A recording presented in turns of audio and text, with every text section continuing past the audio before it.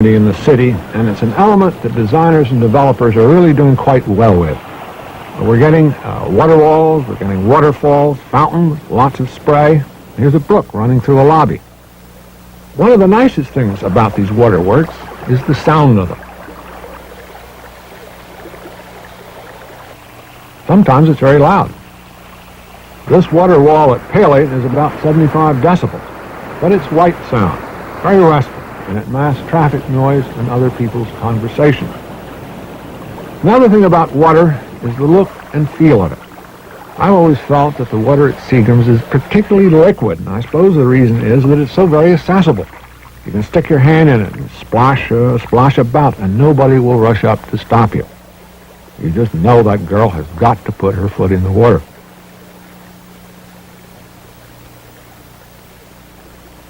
Some cities put water before people and then tell them not to use it.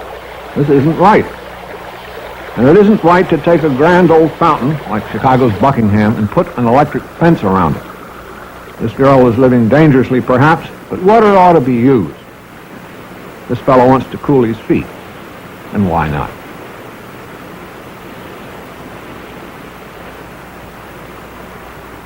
Forbidden. On this Denver Bank Plaza, there's water that is good to look at. And there's also water in which people can wade and splash about, and no one will fret over it. Praise to the bank. This splendid fountain in Portland dares people. And if this were taken in summer, you'd see teenagers clamoring all over it. It's obviously dangerous. Lawrence Halpern designed it to be obviously dangerous, and there's been scarcely an accident.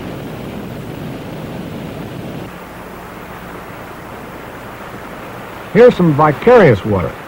This tunnel at McGraw-Hill Small Park splashes you, but you don't get wet. It's fun, and it's become quite a tourist attraction. Another thing we're at last doing is opening up access to our waterfront. This is Jeanette Park on the East River, part of an office building complex. This is the South Street Seaport. It's an excellent example of how simple elements make a great urban space. It has all the elements. Nice space, places to sit, a nice view, and plenty of people. Louisville has come back to the Ohio River with this rather elegant belvedere.